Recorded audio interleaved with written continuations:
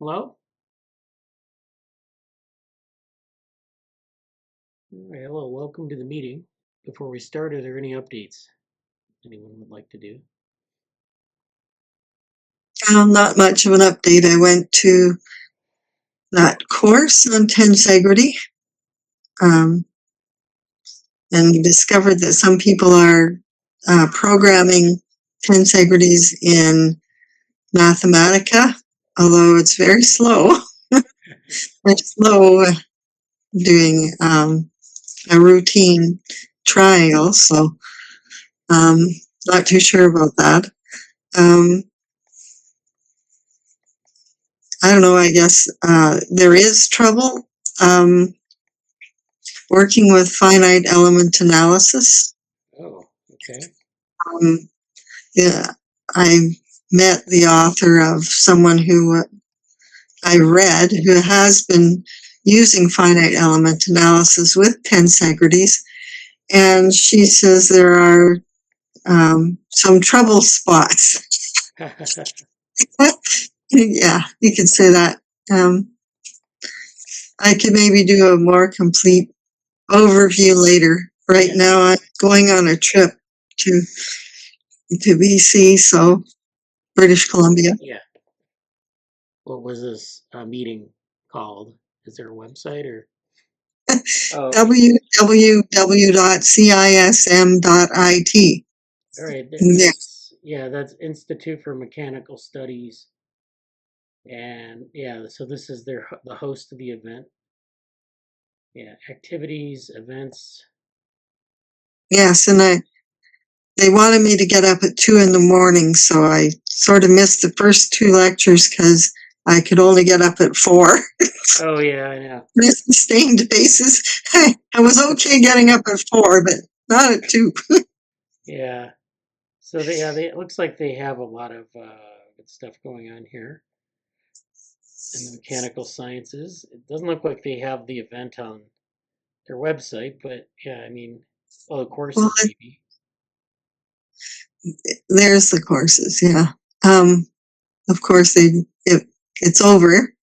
Was Yeah. last week, so Okay. Oh wow, they have a lot of stuff here. They have bone cell and tissue mechanics, hysteresis and functional materials, drops, jets, and films, tensegrity systems. Here we go, advanced courses. This is tensegrity systems from biomechanics to mechanical metamaterials. And yeah, so they have, so basically it's tensegrity structure. They're pre-stressable truss structures obtained by connecting comprehensive members, bars or struts. They're pre-stretched tensile elements, cables or strings. And so, but of course, in your case, you're not interested in the trusses as trusses. You're interested in sort of the cellular context. So did they have like did you find what they were talking about relevant to what you're doing, or was it like did you have to? yeah, they had a few lectures about biomechanics. Yeah, the last set of lectures was strictly on biomechanics. So the person who helped me was Anna, and I can't pronounce her last name. I'm sorry. I'll put it in the chat. Okay, yeah, all right, that sounds good. So yeah, it looks interesting. I have a number of things here. They had tensegrity metamaterials, basic concepts, tensegrity structures or space applications, extremal mechanical properties of tensegrity structures, nonlinear biomechanical character of tensegrity, and of course the basic sort of overview of tensegrities. So there's biotensegrities, which are the tensegrities mimicking biological systems, biotensegrities mimicking the anatomy and physiology of living organisms, form finding in the linear regime of self-equilibrated biotensegrities, mathematical modeling of the shape change of biotensegrities, computational approaches, and numerical examples. So that's good. And then we can actually look at let's see if we have the suggested readings. Yeah, they have a lot of suggested readings here, a list of readings if you go to their website. And so they have actually things like the Stephen Levin work, the Tensegrity truss as a model for spine biomechanics, the significance of closed kinematic chains to biological movement and dynamical stability. So it looks like there might be kind of a gap at the cellular level, at least, like in modeling cells, at least in the readings they have here. But it looks interesting. It looks like there's a lot to kind of learn from that. Pakhi, could you present your screen, or can you present your screen and we can do an overview of the Yeah. DSAC stuff? Yeah. I'll just share my 1 second. Right. Okay, so I'll just walk you guys through the code. So, well, for my project, I was just trying to create a growing graph neural network. And for that, I was using the evolution algorithm. So here I have just initialized the first 2 nodes. All right.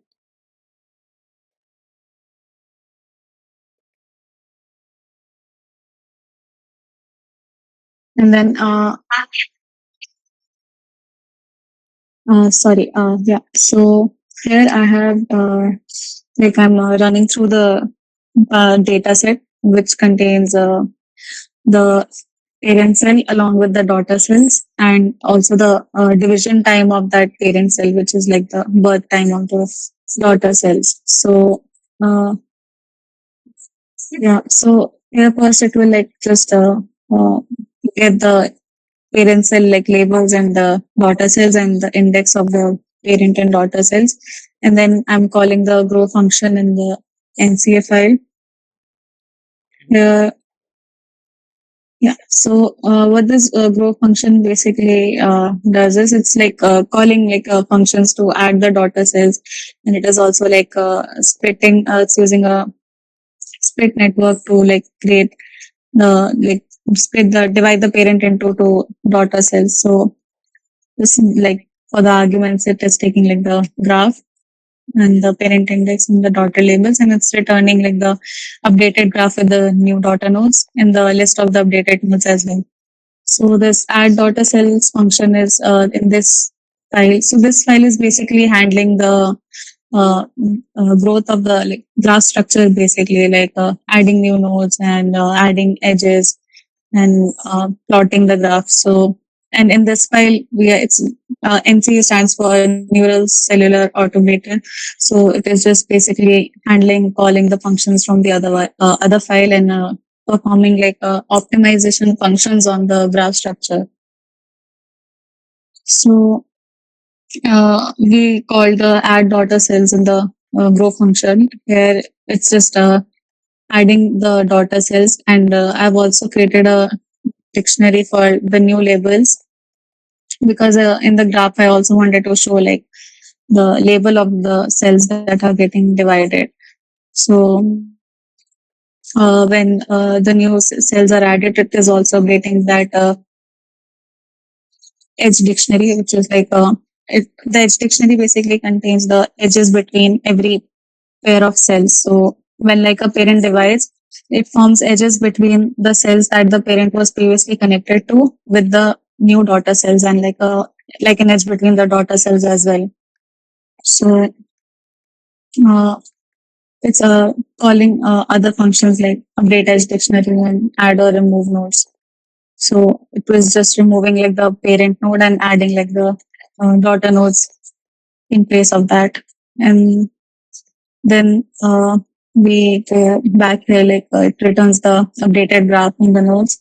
And then this, I've used CMES function. Actually, backpropagation works on linear growing networks. And here the parameters are also getting updated as new nodes are getting added. So I was falling into errors with backpropagation. So I thought of using the CMA-AS algorithm. So this function basically it is applying the evolution strategy, and here it's like I am giving random positions to the new daughter cells that get added. So it will like find the loss between like the two distance that should have been there, like distance between two nodes. It's not learning position, but like the relative distance between the nodes. Because like the initial position that I gave was random, so it is just like learning relative to that.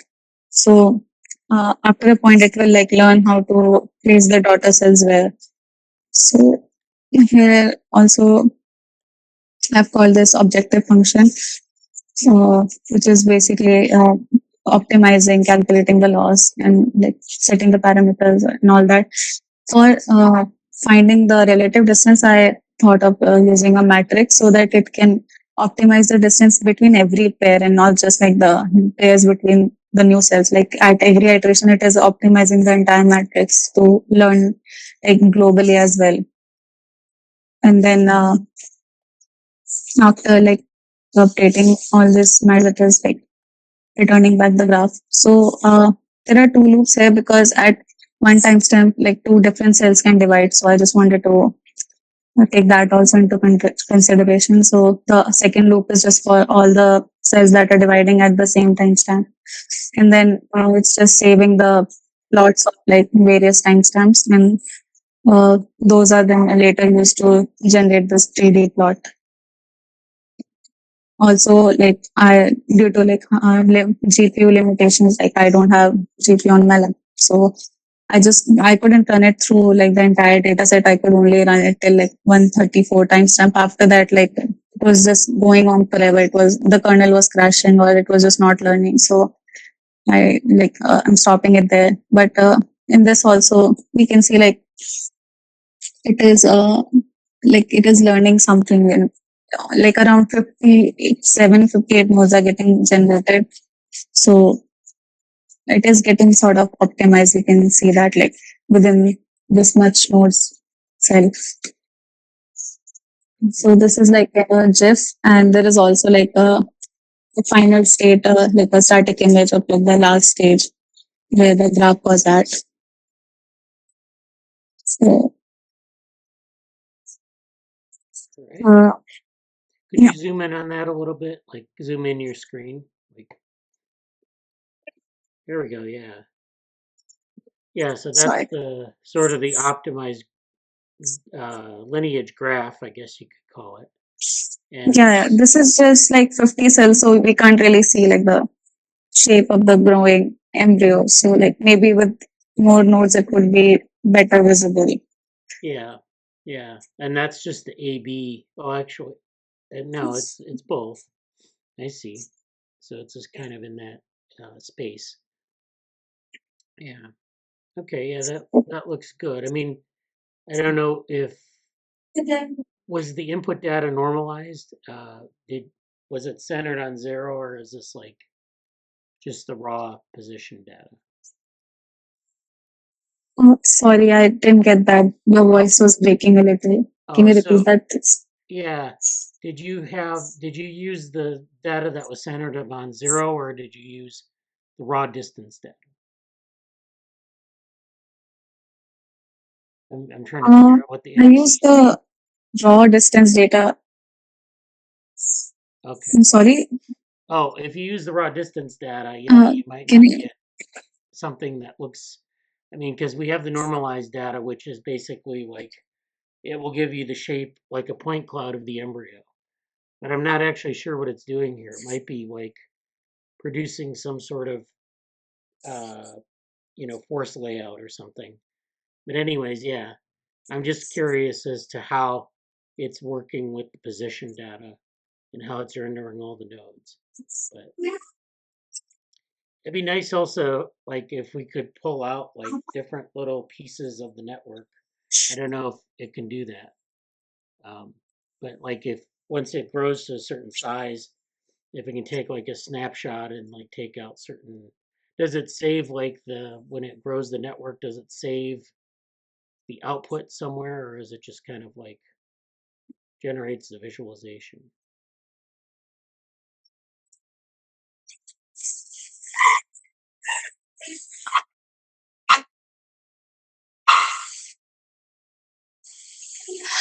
Sorry, I didn't get the last part. I think because of the screen share. Can you repeat that? So does it uh, allow you to save the positional information from the data, or does it just display the visualization? Like, is there an output file with the positions in it and the sort of the layout, or I guess the connections between them? Oh, not as of yet, but like the positions are there in the embeddings of the nodes, like the XYZ coordinates are in the node embedding. So I can like add some code to like save that as well. Yeah, it'd be good. I mean, you probably don't have to do it for your final submission because I think that's today, but just, it just makes it easier to save at a certain point to see kind of you can take that output and put it into a rendering program, and you can do other types of network analysis on it. So that's the only reason I'm asking. All right, I'll add that as well. Yeah. After like today's submission, I'll add that later. Okay. Yeah, it looks good. Yeah, don't worry about the. I know we had a problem with being able to run it optimally on a CPU. So if we don't have a GPU, which is hard to, find time to run on because it's expensive, we'll have to just make do with a CPU. And so it just has to, let's have to figure out a way to run the whole embryo on that, maybe, or maybe get access to a GPU later. But I think for the purposes of GSOC, that you have is perfectly good. And I think it was a pretty good project. I think you did a lot of work on getting these different pieces put in place. And I think we've got a nice little tool here to build networks, to grow networks. And then, we can actually intervene in the networks as they're growing. So you get them to like 30 nodes, 40 nodes. You can stop the process. You can look at what that process has yielded after 35, 36 nodes. Well, it would be in multiples of 2, so 36 nodes. And it'd be interesting because we can look at a lineage tree like that. We have an interactive lineage tree, and we can stop it at like a certain number of cell divisions and look at what's there and look at the structure of that tree. But with a network, it's kind of hard to do. You have to kind of work backwards, and it's just not easy to do because you can, so that's one advantage of this kind of approach. Now, like for people who aren't familiar with networks, one of the things that you can do with a network is you can lay them out in different ways. So what Pakhi, was showing was like how the program is rendering the network. And, I don't know if how they're rendering it. That's why I asked about the force layout. So there are these different types of layouts. There's like a circular layout where you can lay the nodes out in a circle, and then the nodes are kind of connected around that circle. So you see these chords that kind of are displayed along the edge of the circle, and that's local connectivity between nodes. There's that kind of layout, and then there's this force layout, which is where you have the nodes pulled out in different directions. So it won't look like an embryo, but it will kind of optimize the layout. And so, like if you're doing these kind of networks, I don't think there's a good default visualization. I mean, they're all going to have their drawbacks. And, so it won't actually show the embryo necessarily the way that we would like, but which is fine. We're really interested in the network structure. But it's something that's hard to really kind of, because if we do put it in this kind of point cloud, we'll have problems kind of looking at the connections and things like that. So it's going to be a challenge kind of to build these kind of network visualizations. That might be a GSOC project for another summer. So I wouldn't, I just wanted to point that out too. But I think Pakhi's really done a good job here. So congratulations. And are you ready for submission, or have you already submitted, or what's the status on that? Yeah, like for the submission, like there are some questions that I need to like fill up. So I have like them ready in a draft. I just wanted to get your review once before I like submit everything. Okay, well, that's good. Yeah, that's good. So please make sure you know what time the submission is. The deadline is. So I think it's coming up pretty quickly here in the next several hours. So, and then I have you have a pull request. I'll accept that after. Yeah, okay, after the meeting. So very good. Thank you. So Mehul, you're next. Are you ready to share your screen? Okay. Mehul had trouble sharing his screen and talking at the same time because of bandwidth issues. So I'm going to go over his contributions to the DevoGraph repository, specifically the HyperDevoGraph stuff. So this is HyperDevoGraph, modeling C. elegans development with HyperGraph. This is Mehul Arora. That's his presentation, his Google Summer of Code submission. Looks like he has analysis scripts. He has some data sets, some visualizations, and a README. So let's start with the README.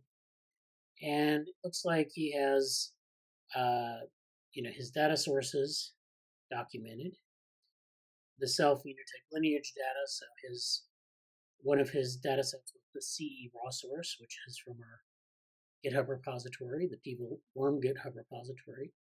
This gives you spatial coordinates of developmental cells and also gives you the lineage tree.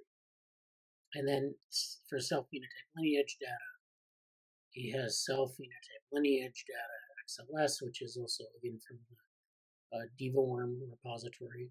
This is where we have the lineage information, more explicit lineage information, where the daughter cells and mother cells are aligned.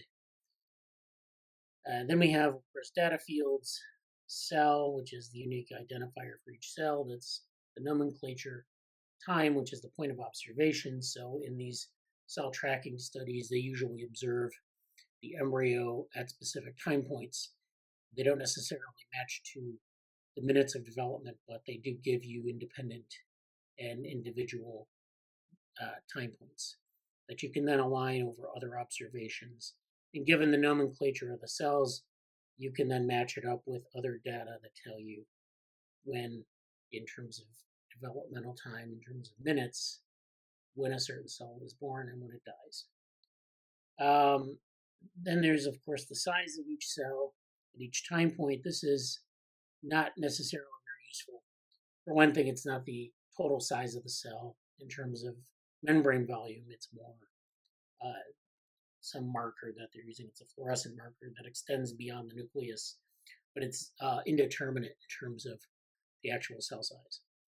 And then mother, which identifies the mother cell, which of course is useful for the HyperGraph aspect of this.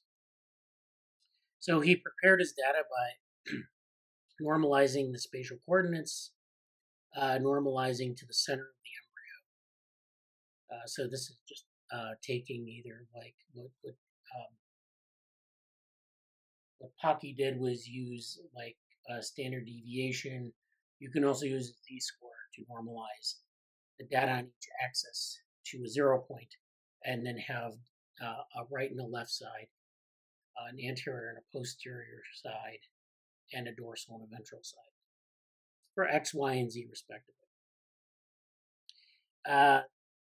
Cells with missing mother data include P1, P2, P3, P4, Z2, and Z3, and of course this is I should add in here that these are germline cells. P1 isn't a germline cell, but starting I think at P4 is a germline cell, maybe P3, but those actually have mother cells, but he didn't have that in the data, so it's not really that important that we have mother cells for those, but technically they're mother cells for P1 through P4. Mean coordinate and size of each cell are calculated across all time points. So again, working with the data and getting it in shape. And then the analysis involves graph creation. So for the graph creation step, he used the statically fully connected spatial graph. And this is where a graph is created using the mean coordinates for each cell. So finding that location of the cell in the data set, depending on how finely you slice things, sometimes you have multiple instances of the same cell from different parts of the data set. So what they'll do is they'll sample, hundreds of embryos, and they'll look at each embryo.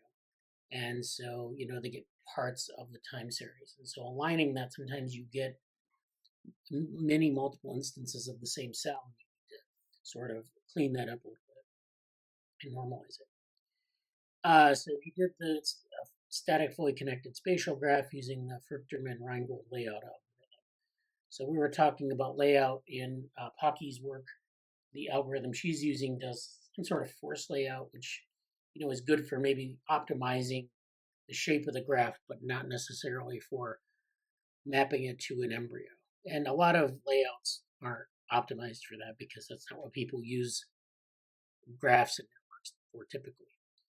But this Fruchterman-Reingold layout, that's a good choice, I suppose. We'll have to get a link for that in there. The spatial hypergraph creation, distance threshold based approach, and clustering based hypergraph, or DBScan. So he talked about this in previous meetings, where he's using the distance threshold based approach, which is where you have cells that are connected based on their distance. And so if they're a certain distance away from one another, they're connected. If they're farther than that threshold, then they're not connected. And so that gives you some information about cells that are adjacent and the cells that are farther away. You can also use other types of threshold-based approaches like nomenclature, identity, because sometimes the AB cells kind of spread out across the anterior pole, and some of the other cells that are in the P1 sublineage do the same. So you could actually use the identity of the cell as a threshold-based approach and see what that yields. But he did the distance-based approach. And then the clustering-based hypergraph clusters cells by their proximity. So this is, again, another way to do the distance threshold-based approach. It's a little bit more rigorous because you're discovering groups instead of just using a strict threshold distance, normalized distance. Then he does the lineage hypergraph creation. So you have the lineage-based hypergraph, which connects cells based on their common mother links, visualized using the Fruchterman-Reingold layout. A dynamic hypergraph, a conceptual model that dynamically represents changes in cellular relationships over time. So this is where take that lineage hypergraph, model it so it's changing its composition. And so in that sense, it kind of links back to what Pakhi is doing with growing embryo networks. So this is a nice sort of the other side of the coin for our GSOC. So we have this the growing networks, the growing sort of lineage networks, developmental networks, and now we have this hypergraph. And of course, the hypergraph is different in that it nests nodes within hypernodes and edges within hyperedges. So you have a lot more complexity here. So this is the hypergraph analyzer class. This just goes through the analyzer class in Python, the hypergraph creation. So you have these proximity hypergraphs. You have a function create proximity hypergraphs with the threshold to be determined by the user. Analyzer create DBScan hypergraphs. You have some parameters to enter in. You can add noise in so you can find these clusters and assign them accordingly. Visualization is where you have draw hypergraphs, proximity hypergraphs, and DBScan hypergraphs.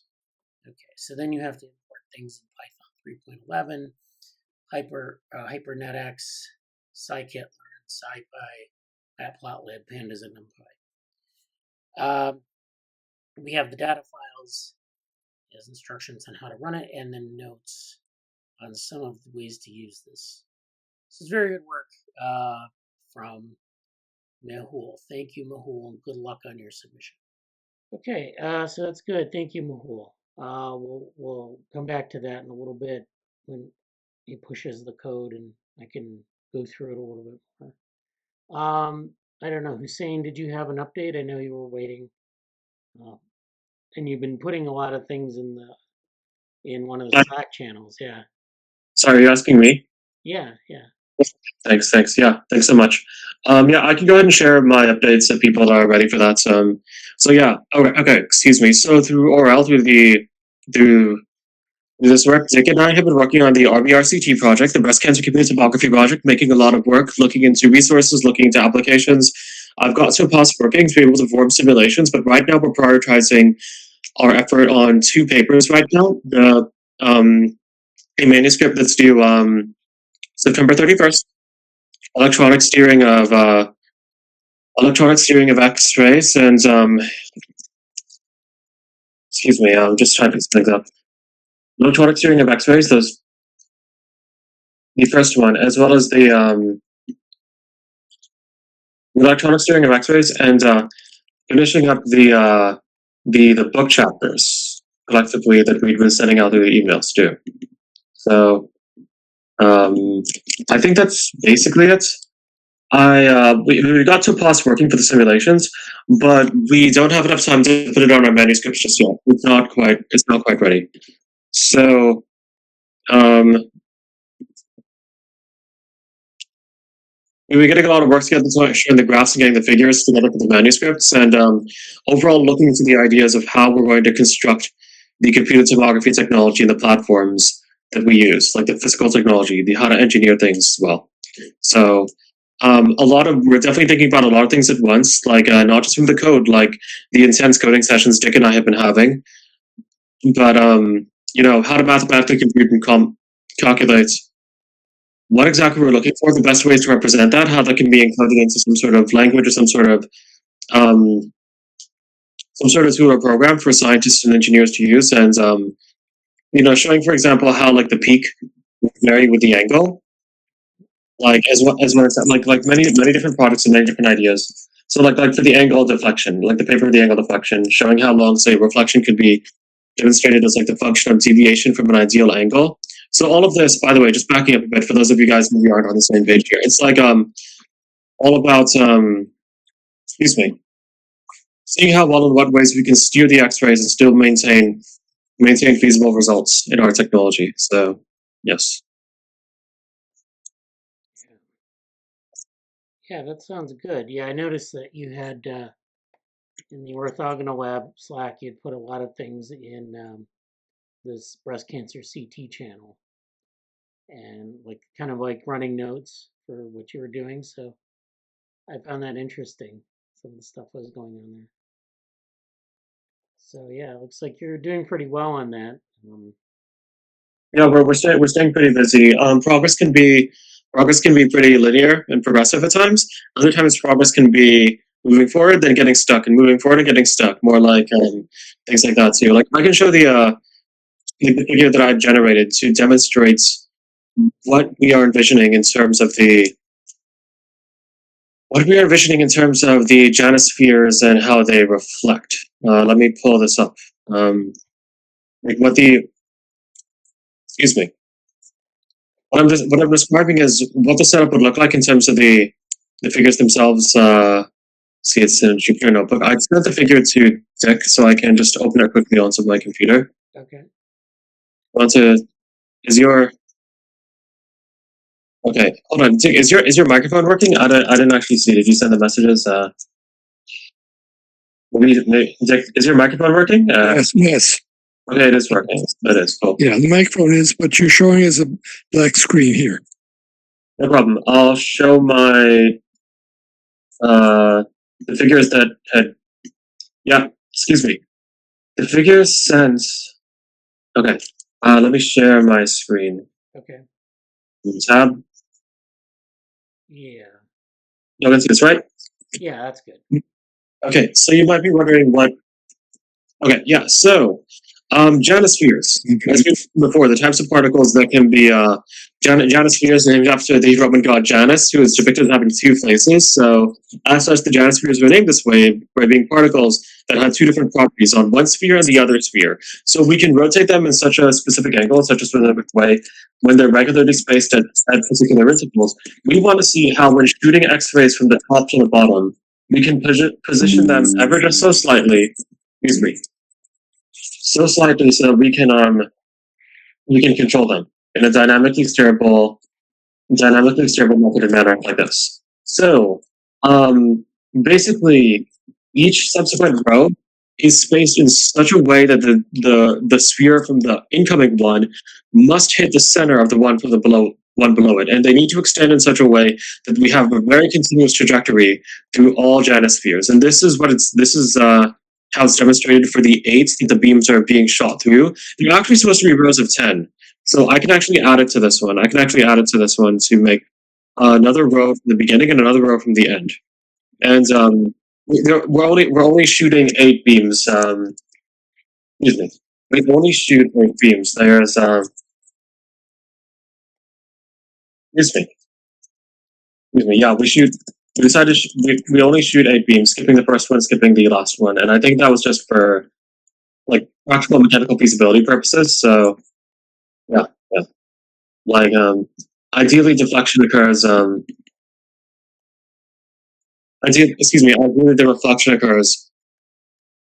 The actual reflection occurs more effectively and readily when it's being dispersed in the spheres that are within. So there should be 10 spheres in each mode, but this is just to demonstrate what we're doing, and that's how Januspheres work based off of our technology as we propose it. So even being able to visualize this in Python or ImageJ, I think that's really, really cool. Really demonstrate and show what we're looking for, because that's mathematically what it would look like.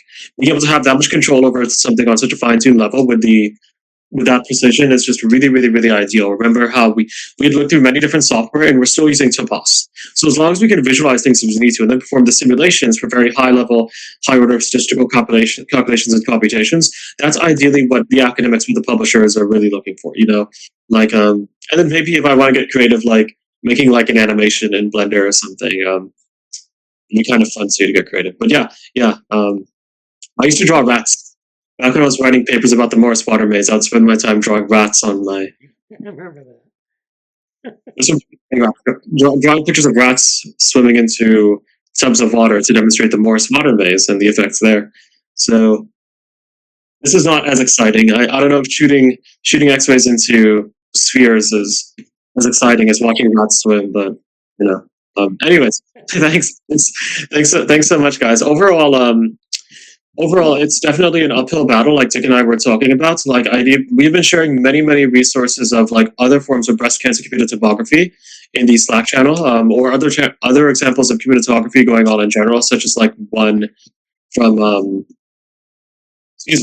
these scientists based in like Germany, for example. But ultimately, we're just trying to put things in perspective. That's all. So, yeah. Yeah, well, that's good. And that sounds great. Thank you. So the Januspheres are particles with 2 different properties. So, like, you would engineer these, or can you find these in nature? Yeah. So Januspheres, Januspheres themselves, like, okay, in a scientific context, you have okay. In a real world scientific context, you would look at they're synthesized. You make them, so you can produce like beads that would be like you can produce beads or small spherical like glass particles of like a hemisphere. Even if it's just like a physical object, right? With one side hydrophilic and one side hydrophobic, and those originally used to be used in goodness, I think that they were used by Xerox. They were used by Xerox in the 70s. So that's really, really cool. Like there was a panel ball display. Can I show it? I can share my this is all like part of history. It's also cool, And like in a true entrepreneurial fashion, you always steal from Xerox. Everything is stolen from Xerox. Bill Gates, Steve Jobs, they all stole from Xerox. That's what they all do that. But like the original Xerox panels displays, and I'm just reading this straight from the Wikipedia stuff too. like the Nick Sheridan from Xerox Corporation, a twisting ball panel display. So they would use a plurality of particles with have electrical anisotropy. Excuse me. Multiphysics. Yeah. So those were using the original like Xerox machines in the 60s and 70s, and like they have the patent here. Cool. Yeah, but anyways, so Janus particles themselves, they're used in an extremely wide range of technology, and the other features that we are taking advantage of, such as say like like polycapillary steering sources, polycapillary steering technology sources like the imaging challenges, like we had discussed, like denoising, deconvolution, like Bradley's done his work on Perlin noise, like how you can simulate breast texture with Perlin noise. Everything is all coming together, and we're definitely looking at things from all these different angles. But that's what makes this approach like not only so all-encompassing, but also like pretty innovative in a fundamentally disruptive way for breast cancer, for targeting breast cancer in particular. Electronic paper. Okay. On screen. Yeah. Electronic paper. It is older than Nick. That is older than I am. That is older than me. So, Yeah. Don't give away your age. and then we can credit Xerox. Just kidding. Yeah. Well, they still haven't perfected electronic paper, so. Yeah, I mean, it's like okay, even from a computing point of view,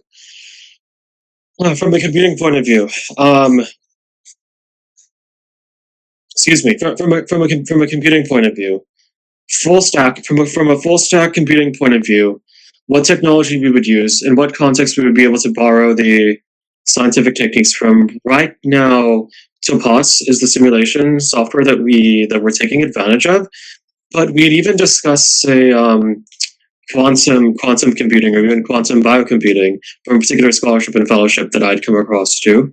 So there are many different avenues and ways we can draw upon research and technology to see the best ways to make these things happen. So it's really about keeping options open, seeing what's the best.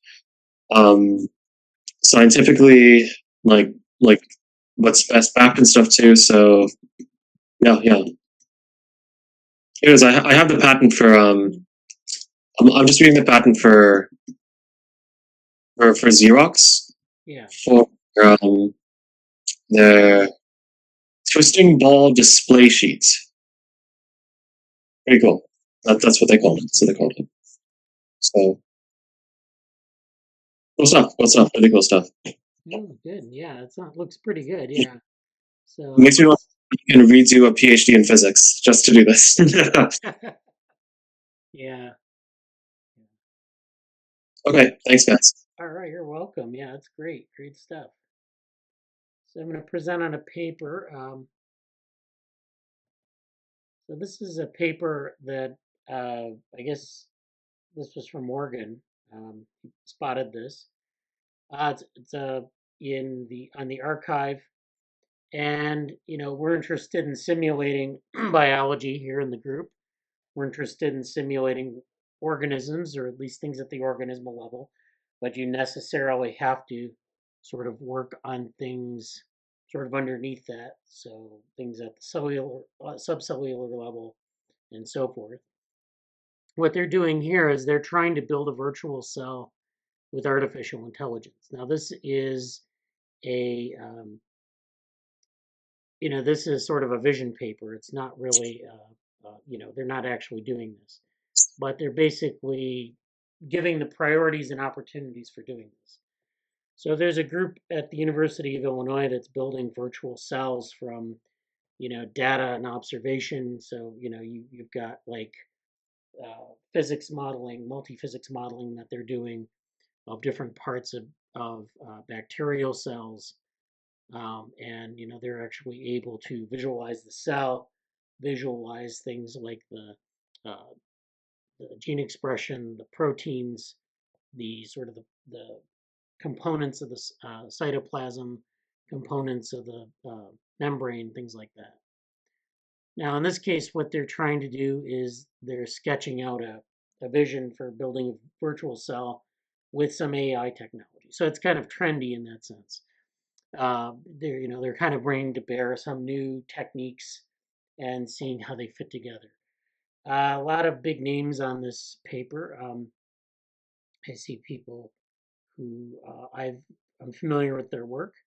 So it looks like a pretty big group of people. So let's take a look at the abstract and kind of go through what their perspective on this is. So they talk about the cell being arguably the smallest unit of life, being central to understanding biology. Being able to accurately model cells is important for understanding disease. It's the standard boilerplate for making this relevant to people. The recent advances in AI combined with the ability to generate large-scale experimental data present novel opportunities to model cells. So their vision is of an AI-powered virtual cell where robust representations of cells in cellular systems under different conditions are directly learned from growing biological data across measurements and scales. So I think what they're getting at here is that you can build a model of the cell by getting data from different sources, continually integrating the data into the model, and then that model learns from the data and produces an output that improves the model of the cell. So, it's like if we got some data from a C. elegans cell and we, were able to model the basic structure of a C. elegans cell, and we kept feeding it data from continual observation, maybe adding components in, we could, better approximate the dynamics, better approximate some of the other aspects of the cell, the physics, you know, the gene expression dynamics, the movement dynamics, things like that. So this, again, we discussed desired capabilities of AI virtual cells, including generating universal representations of biological entities across scales. So again, they're working from a representation of a biological entity. So, in I think in a lot of previous approaches to modeling these sorts of systems, people would work from some sort of ontology. Certainly, when we use bioinformatics data, we have an ontology. We have functional ontologies where we look at like the function of certain genes or the function of certain proteins or cellular components. And that's what we're using for it. And those have to be continually refined through experiment. In this case, what they're saying is they want to build a representation of different parts of the cell. So, what is it that characterizes, say, the membrane? Is there some sort of data structure that characterizes the membrane, or is there some sort of framework we can fit the data into so that we can scale up as needed? So, this is kind of one of these universal representations of biological entities. So if we have some change going on in the gene expression, can we see that manifest in the protein? Or if we have a bunch of proteins aggregated together, can we simulate, some sort of dynamics where it forms in a membrane or some sort of structure in the cytoplasm, things like that. Then they talk about we further address the challenges, opportunities, and requirements to realize this vision, including data needs, evaluation strategies, and community standards and engagement. So they're talking about some of the, maybe having people contribute data to this and standardizing everything so it just kind of plugs right into the model. We envision a future where AI virtual cells help identify new drug targets, predict cellular responses to perturbations, as well as scale hypothesis exploration. Okay, so they're interested largely in building a model of the cell that responds to different experimental perturbations, different environmental conditions. So you can actually, basically provide data to the cell. It would learn from that, and then that's it stored in a representation that can then allow you to build these components sort of on the fly. Not only build the structural components, but build the functional dynamics where you can see how the cell behaves, but also perturb that and see how the cell responds to that perturbation. And of course, that requires you to do experiments where you do those same perturbations and provide the model with these data. So, the model will learn from that and produce some sort of similar output. So, wouldn't be exactly like rerunning the experiment, but you'd get similar results. And you should be able to compare them with a biological experiment. And they should be pretty much the same or very similar. So that's a pretty lofty goal. With open science collaborations across the biomedical ecosystem that includes academia, philanthropy, and the biopharma and AI industries, a comprehensive predictive understanding of cell mechanisms and interactions is within reach. So that's the abstract. They kind of go through virtual cell models where they say to understand a cell's function, scientists have attempted to construct a virtual cell model to simulate, predict, and steer cell behavior. And they have these citations 1 through 6. We'll go down to those in a minute. Building on this vision, we use the term virtual cell to define a computational model that simulates the biological functions and interactions of a cell. Existing cell models are often rule-based and combine assumptions about the underlying biological mechanisms with parameters fit from observational data. So, people doing cell modeling, usually if they're modeling the dynamics or even if they're modeling the structure, they're using these rule-based systems. So if you have, say, for example, some training data, you might assemble the dynamics or the structure from these rules, and or you might model from first principles, or what they call ab initio modeling.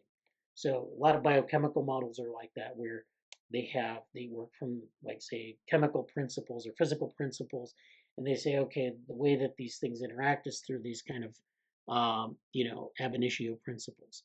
So for example, if you have something that responds to gravity or something that responds to diffusion, you build that into the model so that these particles diffuse at a certain rate, where you can change the rate of diffusion. But basically, the model will, the particles in the model will diffuse according to that assumption. And so these are assumptions that we build into the model. And of course, for the most part, models have to have assumptions. You just have to be really good at what the assumptions are. You have to be correct. And I don't know if they're arguing that, you can get around you can relax assumptions through using, generative AI or some sort of AI engine that, kind of learns from experimental, maybe learns like underlying principles from experimental data. But it's interesting. I could see that kind of going off the rails too. I mean, the one reason why we use sort of ab initio principles is because, cells have an underlying physics and underlying chemistry. And so, that's a thing that's been pretty successful. But anyways, in terms of the existing cell models that use these kind of rule-based and assumptions, they rely on explicitly defined mathematical or computational approaches, such as differential equations, stochastic simulations, or agent-based models. So they're talking about, these are citations 7 through 16. So they're talking about these what to us are very familiar model types. You're using differential equations to look at the dynamics, using stochastic simulations to generate these stochastic processes within the cell, or agent-based models to look at the interaction of cells, say within a sheet, or some of the things that we're doing with tensegrity or with morphogenesis. So this is, again, I don't know if AI gets around this. You may need to end up, having like an AI constructed cell in an agent-based model and just kind of live with that, because I don't know how you get around that with AI. But in any case, they vary in complexity and cover different defined aspects of cell biology, such as transcription, translation, cytoskeletal-driven behavior, biochemical networks, or metabolic flux. And by they mean these models up here, and that's citation 17 through 23. This is actually in reference to the project I was talking about earlier. The first whole cell model was developed in 2012, representing all 480 genes and molecular functions known for an organism, the bacterium Mycobacterium genitalium. Since this pioneering work, genome-wide models have been developed to represent other bacterial organisms, including E. coli. So that's kind of where they're going with this. They're kind of giving the history, but then saying we can do better. Despite their widespread use in modeling biological systems, these approaches have limitations in modeling. So, okay, well, we're at sort of these bacterial cells, these minimal bacterial cells, meaning that they have the minimal complement of genes, the minimal complement of things like organelles and structure, and then we're able to model the cell as sort of the system. So it's a minimal system, and it's in bacterial cells, which are much less complicated than eukaryotic cells. So we're not quite at the level of doing anything like C. elegans, but it's, a cell, basically, a functional cell. And, some of the models don't run as intended, so that's maybe one of the limitations of them, but still, they actually, they're achievable. Okay, so they see some sort of shortcomings here. And this is maybe for bacteria and more complex cells like eukaryotic cells. So one of the shortcomings is being able to do multi-scale modeling, where you're trying to model multiple scales or processes that span multiple scales. As we've said, you can use, for example, you know, sort of atomistic modeling on one scale, and then like some other type of physical modeling on another scale. You can do that kind of a thing. You can do multiphysics type work. You can also use transfer functions to move from one scale to another. And that's a challenge that I don't know if they solve here, but it's something to keep in mind. One other challenges are these diverse processes, because in cells you have a lot of different processes going on. You have transcription, you have translation, you have morphogenesis at the single cell level, you have construction of proteins, you have other types of signaling mechanisms that go through receptors. So there are all these processes, metabolic processes, that we have to account for. They don't all fit together neatly either. So we need to kind of fit those together. And of course, we're using different experiments to calibrate this. So it makes it even more challenging. Cellular function encompasses numerous interacting processes, such as gene regulation, metabolic pathways, and signal transduction. Each process involves a large number of biomolecular species in diverse and dynamic configurations.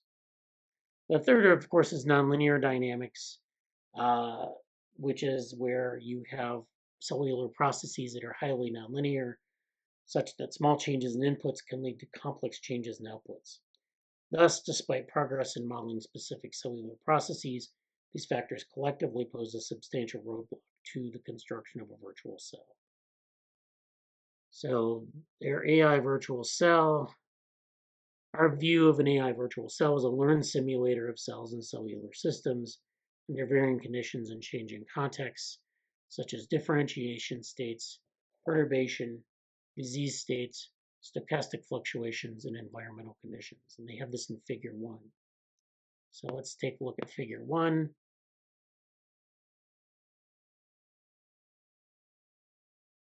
It's down here more. Okay, I guess not, figure 1's not in here or something. Let's see. Oh, we do. Okay. So this is figure 1.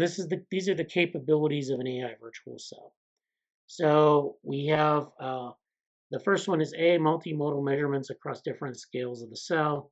We have genomic information on molecule localization, phenotypic information, and we can use different types of data to sort of calibrate our model.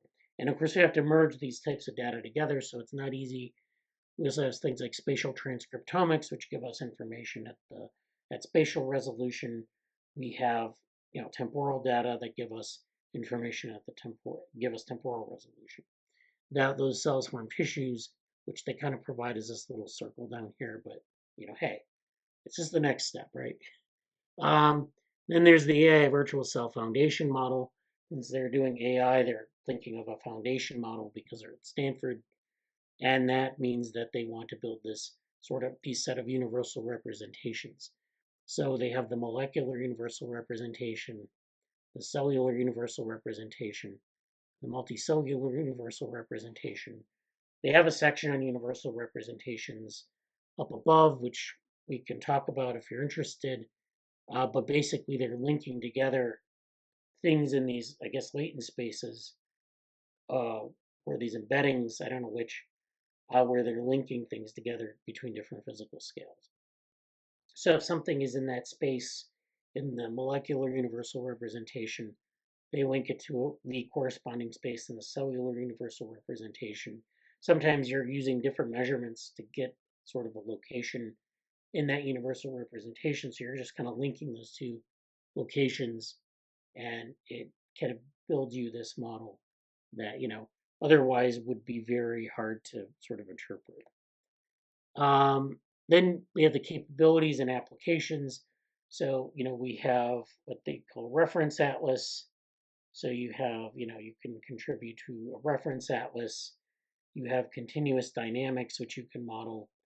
You can model perturbations, which, are basically when you, you can do like knockouts, or you can, modify sort of the trajectory of a cell's differentiation or something like that.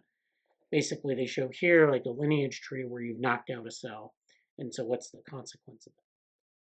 And then there's extrinsic perturbation where you might give a drug treatment. So you shut down some process or you modify the metabolism in some way and you see how the system responds. You also have the ability to model spatial niches, which are these, cells in different places in space, and showing how, say, you have a bunch of cells kind of assembling these multicellular aggregates or sometimes even tissues, and what that process looks like. You have novel cell state discovery, so discovering different cell states, cellular states. They could be states that you observe in nature easily, or they could be states that we not really observe very much in nature. But to have that ability to model different cell states. And then we have in silico experimentation, so you can do experiments in this computational environment.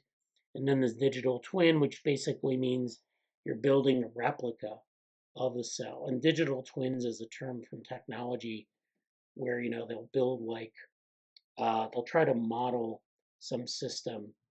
Sometimes it's like it's mechanical systems, sometimes biological systems with like enough resolution to get an exact replica. So they're trying to replicate in a hyper realistic way the system in a digital form. So that's what they're aiming for. All right, let's look at some of these references. So these are some interesting references. We talked about that number 1 through 6 or number 1 through 7 were about virtual cells and virtual cell modeling. So the first one is Slepchenko et al. Quantitative Cell Biology with the Virtual Cell. That's from 2003. So this is 20 years ago where people were proposing this, talking about it. Building the next generation of virtual cells to understand cellular biology. That's from Johnson et al. In 2023. It's in Biophysical Journal. How to build a virtual embryo. This is Marx or Nature Methods in 2023. Emerging whole cell modeling principles and methods. Current opinion in biotechnology. This is Goldberg et al. Giorgiuli et al. Multi-scale models of whole cells, progress and challenges.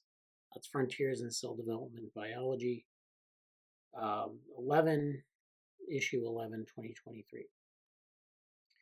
Marucci et al. Computer-aided whole cell design, taking a holistic approach by integrating synthetic with systems biology. That's in Frontiers in Bioengineering and Biotechnology in 2020.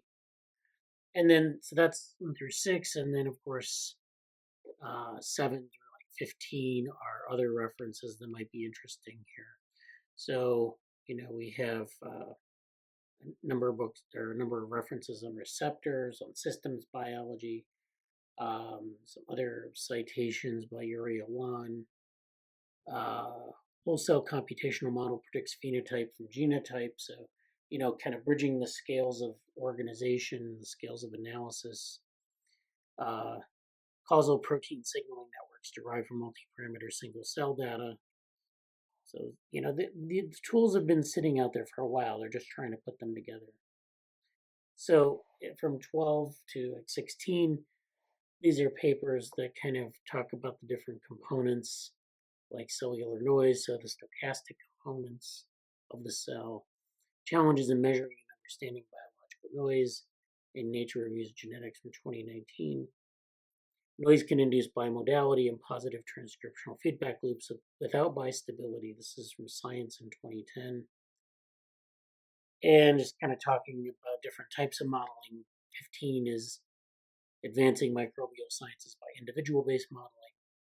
And 16 is agent-based modeling and synthetic biology. Those are in Nature Reviews Microbiology and Essays in Biochemistry, respectively, and both from 2016. So a lot of references here. It's an interesting paper. Check it out. Okay, I just wanted to add something to that. Okay. Mechanically, a single cell is different from a tissue. Yeah. Like they're a different mechanical system. Yeah. Yeah, I don't know how they're accounting for that or other things, because when you're mapping between scales, there are a lot of things that are different at those different scales. When I was working on finite element modeling, the guy I was working with had a book called Computational Reality. But, it was before digital twins. Morgan, do you know anything about finite element analysis programming? Yeah. We are using it for electrical impedance tomography. Electrical impedance. Really? Okay. That sounds.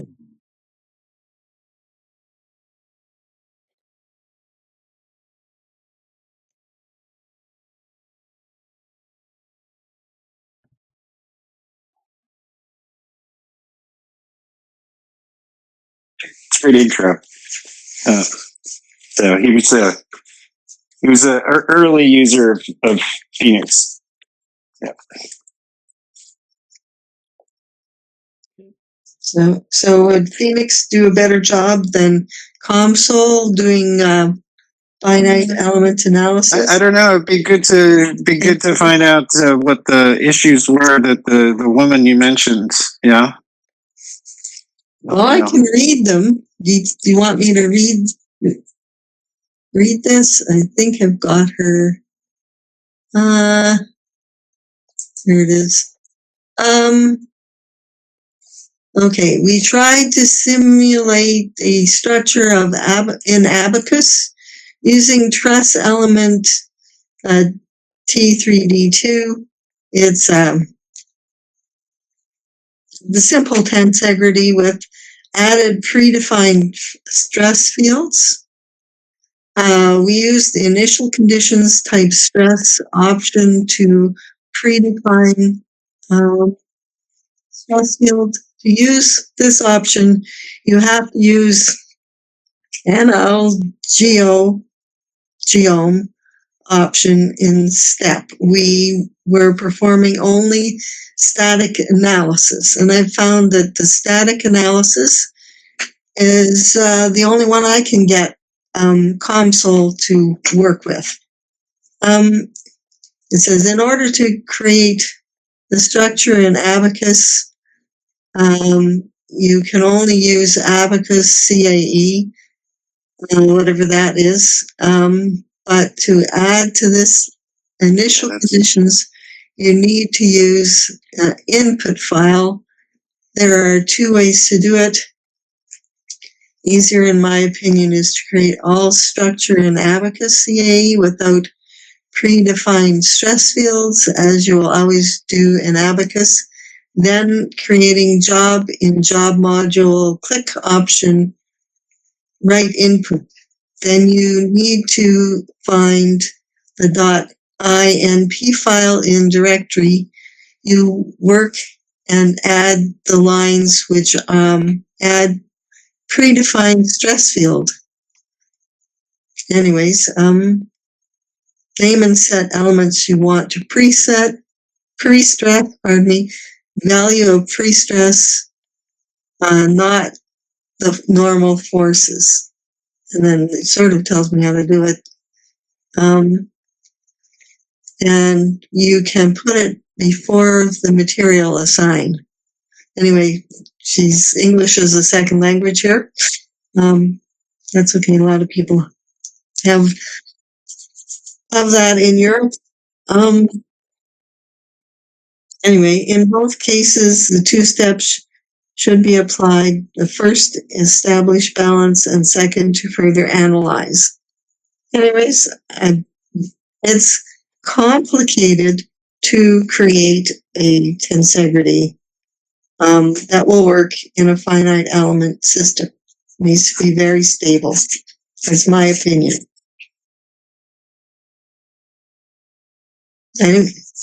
Any addition to this? I don't know if there's really enough detail there. The CAE is just computer aided engineering, which again, I think just kind of reflects their, kind of like functionality set that you probably pay more for or something like that in terms of these commercial packages.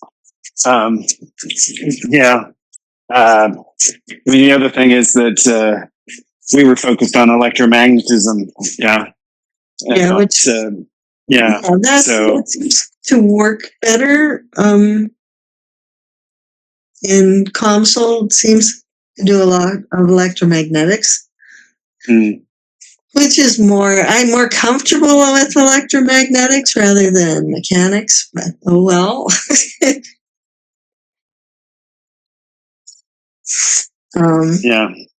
It's, again, like maybe try and find someone who can share a model or share a model that they're having trouble with to see what the issues are, Well, I think the main issue is that if you put a small force on a tensegrity model, it may move a lot.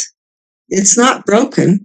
It's just the way it is because you pushed it the one last little time and it changed shape because they do that. And so their incremental force. Does that match? I mean, is there a kind of like discrepancy between a real world model and computational one, or does that reflect what? Yeah, my little tensegrity here. If I push on the sides, it also collapses on the top, like it. All of it moves. You put a little incremental force on it, and the whole structure moves.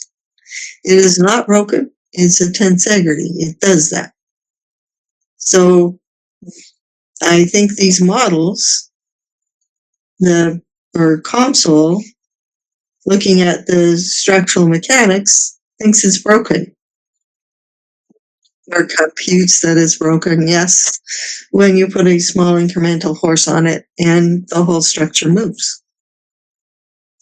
That's the only thing I can think of because it throws it into an iteration where it changes the damping factor and the time length. Both. Like it iterates. And it'll iterate 200 times and it'll say, no, it doesn't work. Well, the thing is bouncing and recreating the same thing each time in some cases. And some times it actually goes down to a very small error. It just depends on your structure, whether it bounces or tries to approach a conclusion. by changing damping factors. Yeah. No, I mean, again, like I think that reflects that it's an interesting problem. Like whenever you're having trouble with something, like it usually speaks to, like that there's something's not being taken into account, or it's generating an interesting kind of like optimization problem that is super sensitive. Anyway, again, we'd love to. Okay. Okay, so anyways, it has to do with dual pendulums and a constrained dual pendulum, two fused together. And also when you put a tensegrity together where it's all attached by strings, it's even worse. Like the console just does not compute. I tried to put a star tensegrity together and it just, nothing works. Yeah. Again, I think that's reflecting that it's actually an interesting problem. Now, I should get you to persuade my professors.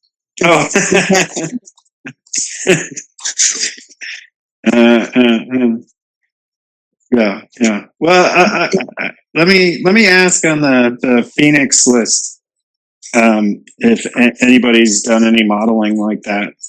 Thank you. And see if perhaps that they could explain why that's what the issues are. Interesting. Yeah, that's great. So before we go, Hussain put something in the chat. Just wanted to update you all quickly. Yeah, I can share that. No problem. Go ahead. Thanks. Yeah. So Manifold Research Group, just in other news, Manifold Research Group. So they're a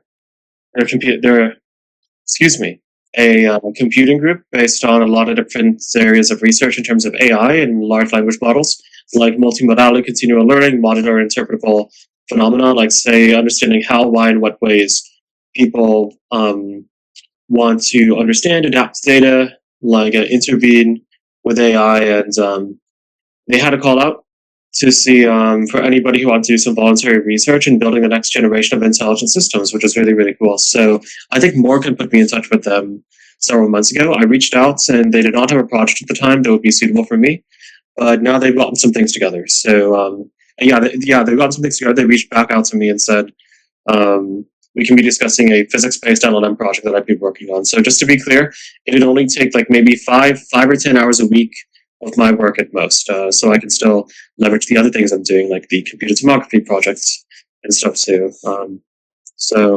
Yeah. Well, congratulations. Yeah, it's good. Super interesting. So, how are their what are their big projects again? On their website, they classify things in 3 areas: multimodal learning, multimodality, continual learning, and modularity and interpretability. Those are basically 3 phenomena, 3 areas that all learning systems should have. So multimodality, meaning that learning systems should be able to handle different objectives or different modalities, different types of learning, different ways of understanding stuff. Continual learning. A system should update and adapt to changing data over time. It should be continuous. It should always be continuous. Yep. And the third thing is being modular and interpretable.